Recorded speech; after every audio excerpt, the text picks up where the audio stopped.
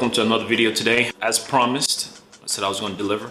This is particularly for people who shoot APS-C like I do. I currently shoot with the Sony a6500, which is an amazing camera. It can shoot 4K, 120 frames per second, and it can shoot very good stills. It is an amazing camera, but as you know, as many people know, the Sony APS-C system has one particular problem: is lenses, affordable lenses.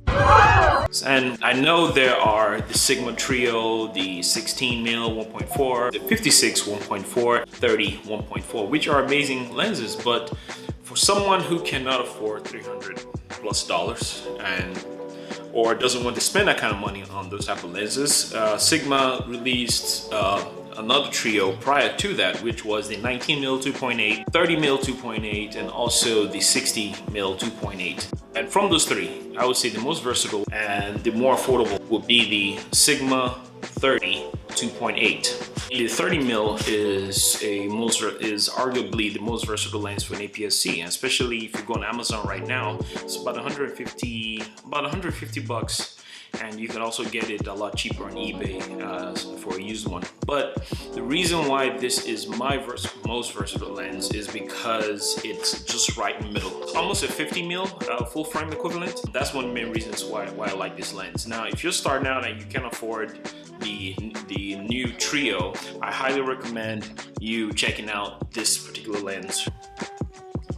The reason why I highly recommend this lens is for people who are trying to invest in new lenses. If you happen to buy the Sony a6500 when it first came out, or any of the 6000 series, especially between the 6000 and the 6500, I'm not talking about the 64 and all that, but this particular lens right here came with a kit lens, which is a 16-50. It's a good starting lens, and it's not bad. And I'm currently using it right now to shoot this video, especially when I'm doing these talking head videos, these YouTube videos, or if I'm vlogging. But I highly recommend, if you're just starting out, you can't afford it, just continue to shoot with the lens you have.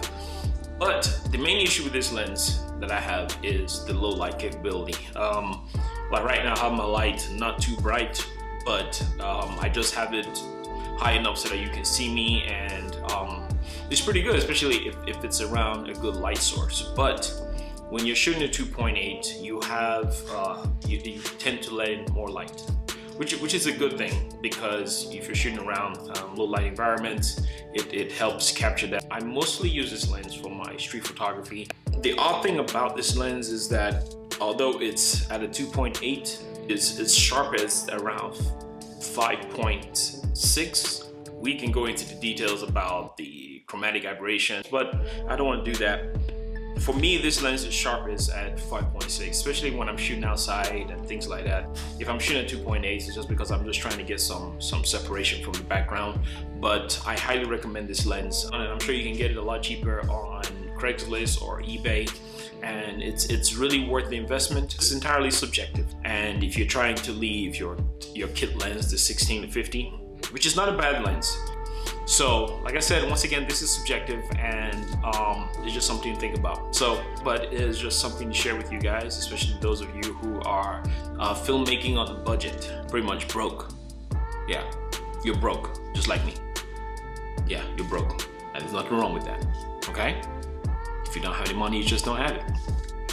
You can't afford $1,300. You can't afford $300. Don't be embarrassed. You might have to work a little more overtime, and that sucks.